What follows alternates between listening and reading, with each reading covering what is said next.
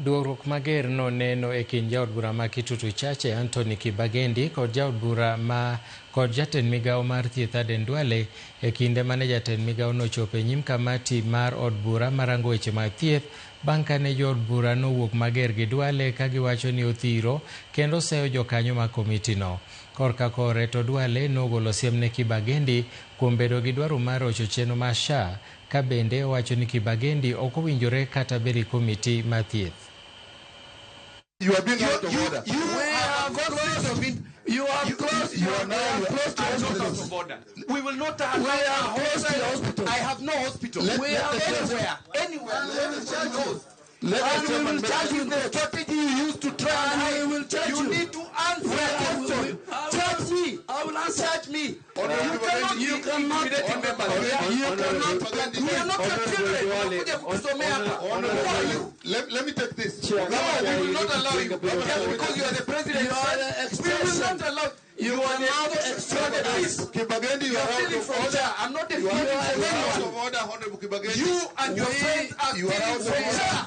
We have closed the office. Where I don't own a hospital. And if possible, we will charge you in a court of law. You can charge me. You can charge. I don't own a hospital. You are the people stealing from SHA. You and your friends. Bring your impeachment. You are saying you expect to bring your impeachment just because we are asking you questions. We'll ask Honorable Kibagendi to actually stop. We will not allow you to intimidate. Honorable Nonsense. We have closed two of the hospitals and we'll close more. Honorable Kibagendi. We have closed two of your hospitals and we'll close the third one. I don't own a hospital anywhere. Honorable We'll close the third one. Please. This is nonsense. You can't allow a hostile witness to come here. The chair, I'm chairing this, and I asked you. You are not chairing. He's the one who is chairing. No. He's telling you what to do. No. It is true. You are intimidated by this man. No. Just because he's the president, Kenyans need to know Duale is messing up health. We are going to. We have closed off.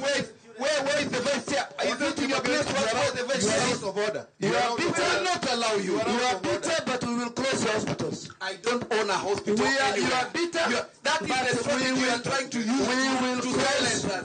We will write to the speaker. Produce evidence that I own a hospital. Facilities. You are the one who should not in this ministry.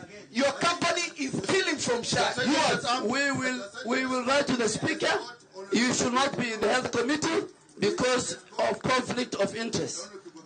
You cannot be in this committee. Yes. And I think... Order, Chair. Now, Honorable Sylvia, let us proceed. Honorable Chair.